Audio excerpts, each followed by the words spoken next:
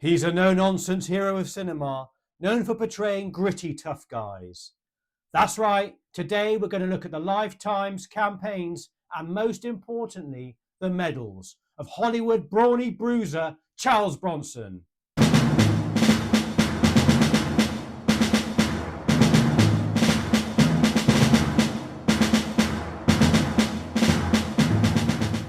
Bronson's ribbon bar consists of a wound award, 2 meritorious or conduct decorations, 3 service or campaign medals, as well as a unit citation.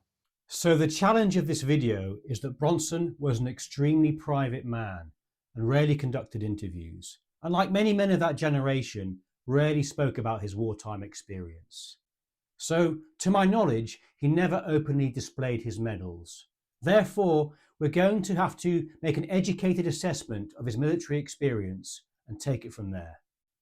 The ribbons here are taken from the website togetherweserved.com and seemingly correlate with his reported wartime service.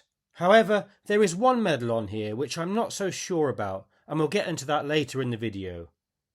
Charles Dennis Paczynski, later known as Charles Bronson, was born on the 3rd of November 1921 in Ehrenfeld, Pennsylvania. Bronson grew up in a poor working-class family of Lithuanian descent. He had 14 siblings and started smoking at the age of 9. Bronson later changed his name during the 1950s because of McCarthyism, fearing it sounded too Eastern European and might hurt his budding career during the Red Scare. He reportedly picked up Bronson after seeing a street sign. In an interview, he claimed it was pressure from a wife and an agent that caused him to do this. A bit of a scamp as a kid, Bronson stated he used to ride freight trains. He was even shot off a boxcar accidentally by the police during a pursuit when him and his mates were suspected of a robbery. Luckily for Bronson, the bullet was spent. As a young man, he followed his father and brothers working in the local coal mines. Spending over 5 years working down the mines, he described the life as difficult, as miners were paid per ton of coal loaded. If there was too much rock in the deposit, the miner could get less money. Therefore, it was hard to rely on a steady income. Although coal mining was deemed essential to the war effort, coal miners were not excluded from the draft, which extended to all men aged between 18 and 45. Although selective service would reduce the number of miners drafted, in 1943 Bronson was drafted into the military. Bronson joined the Army Air Force. Whilst many disliked the standards of military life, compared to his poor upbringing, Bronson found them luxurious, once saying, "I never had it so good as when I entered the army. Men were complaining all around me, but I was eating and sleeping well, and thought, geez, this is great. For me, being drafted was like having a fairy godfather change me into a prince." After basic training at boot camp, he was selected as an aerial gunner. He conducted his specialist training at 760th Flexible Gunnery Training Squadron. The candidates for the specialism were all volunteers between the ages of 18 and 30, 5 foot 10 inches or less in height, and 170 pounds or less in weight. They needed slim, shorter men to squeeze into the turrets. Bronson was 5 foot 9, and throughout his life was lean and in good shape. Candidates were required to pass the Army General Classification Test with a score of at least 100 and make a satisfactory score on the Mechanical Aptitude Test. Bronson was highly intelligent and could speak Lithuanian, Greek and Russian due to his diverse upbringing.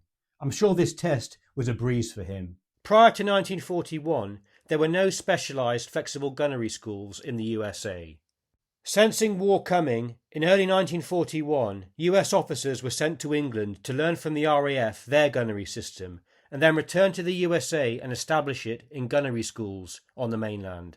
Founded in August 1942, the 760th Flexible Gunnery Training Squadron was based in Kingman, Arizona, which was one of the largest gunnery training schools in the United States during the war. The school officially began training candidates in early 1943. By the end of the year, graduates numbered over 10,000. By the end of August 1944, just over 24,000 men had graduated from the school. Trainees learned to identify enemy aircraft, to aim accurately, and to handle the stress of combat scenarios. The students practiced on both ground-based and airborne platforms to simulate real combat conditions. The course itself typically lasted 5 weeks, focusing on range estimation, aircraft recognition, tactics, ground and air-based exercises. Upon graduation, all enlisted men were appointed to the grade of sergeant or staff sergeant. All graduates were also authorised to wear the aircrew insignia. Allegedly, whilst at Kingman, Bronson got into an altercation with a sergeant during gunnery training. He accidentally broke the man's arm after throwing him to the ground. Bronson was then placed on 6 months' fatigues or punishment, taking out rubbish or garbage and given hard labour jobs. He later also reportedly worked as a driver during part of his service. Then, Bronson also spent time with a B-25 medium-range bomber unit. It's unclear if that was in the States or abroad. In 1945, Bronson then deployed to Guam with the 61st Bombardment Squadron. This outfit flew the legendary B-29 Superfortress bomber.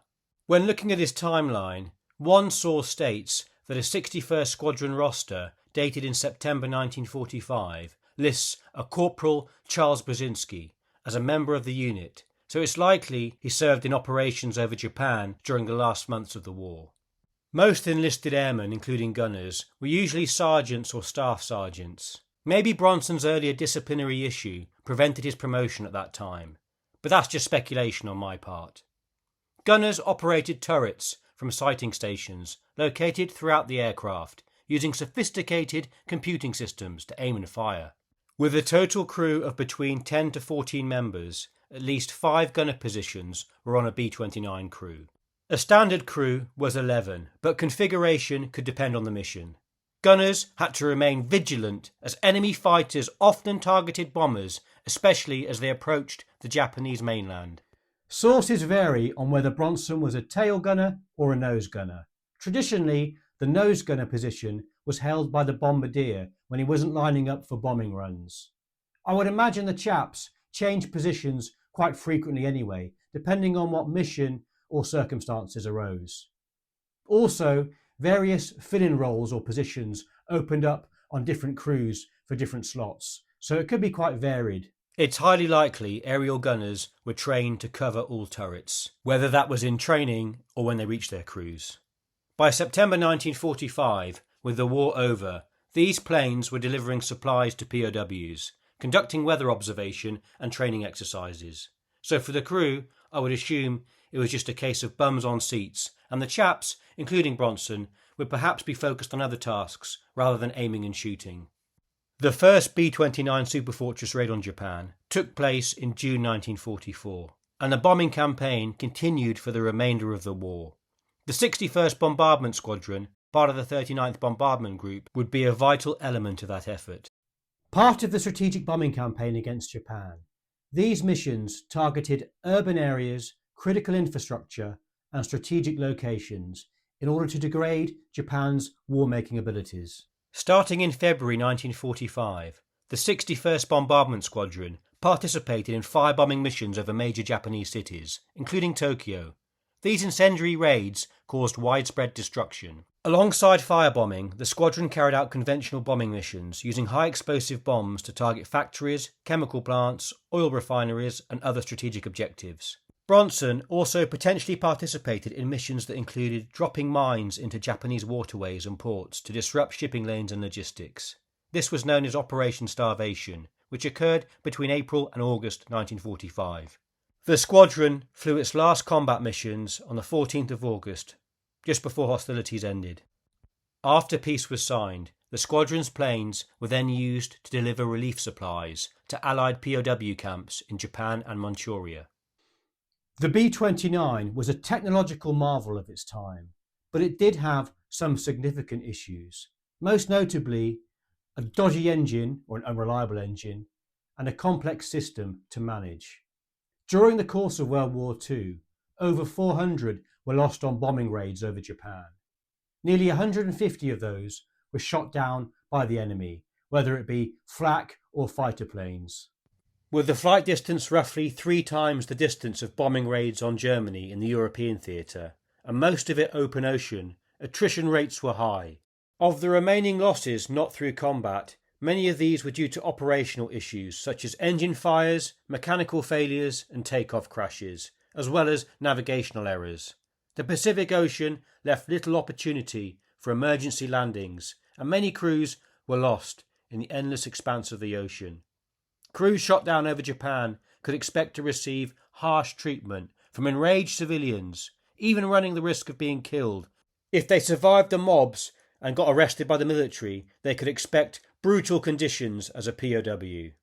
Bronson served a total of 26 missions, 21 in combat and 5 with a weather observation crew. In 1961, the movie X-15 came out, starring Bronson as a test pilot. Narrating the movie was Jimmy Stewart, who we've covered before. Stewart was a World War II European theatre bomber pilot. I wonder if those two, although they didn't share any screen time on the movie, but at the movie premiere, say they met at the bar, swapped a few stories over their wartime experience and reminisced. It's always worth thinking about. After the war, Bronson was discharged in 1946 and worked a series of odd jobs using the GI Bill to pay for acting school in Philadelphia. Slowly working his way up through the ranks, so to speak, with a series of small parts, his first break was in the detective drama Man with a Camera, which ran on air between 1958 and 1960. His big break came in the Magnificent Seven movie in 1960. Off-screen, Bronson was an intensely private man, dedicated to his family, rarely speaking about his off-screen life. He was also a talented painter. After a successful career, Bronson passed away, aged 81, in August 2003, and is buried in Brownsville Cemetery, West Windsor, Vermont. The ashes of his second wife, Jill Ireland, were placed inside a cane that was buried with him. Bronson's medals are as follows. Purple Heart.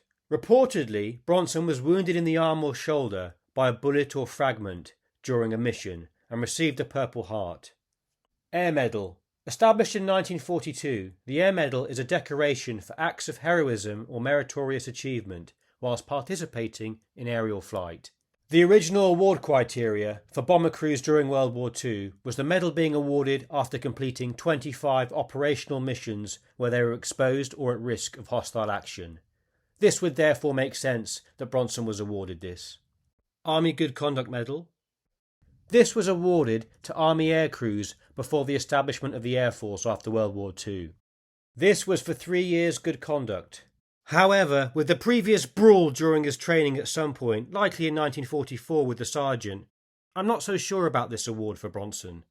As from my understanding, in the US Army, you would need a clean disciplinary record to be awarded this. Maybe there was a way in World War II that this could be redeemed, or the incident with the sergeant was kept off Bronson's official record. Perhaps there's a US veteran who can chip in here with an explanation in the comments. Next, we have 3 service or campaign medals, typical of the period. The American Campaign Medal, Asiatic Pacific Campaign Medal with 1 service or campaign star, and the World War II Victory Medal. The 61st also received a Distinguished Unit Citation with Bronze Cluster. This would later be redesignated as a Presidential Unit Citation from 1957. So if you're into this era of Hollywood actors, please check out my Lee Marvin and Jimmy Stewart videos. Thanks for watching. I hope you found some value from this, and I'll see you in the next one.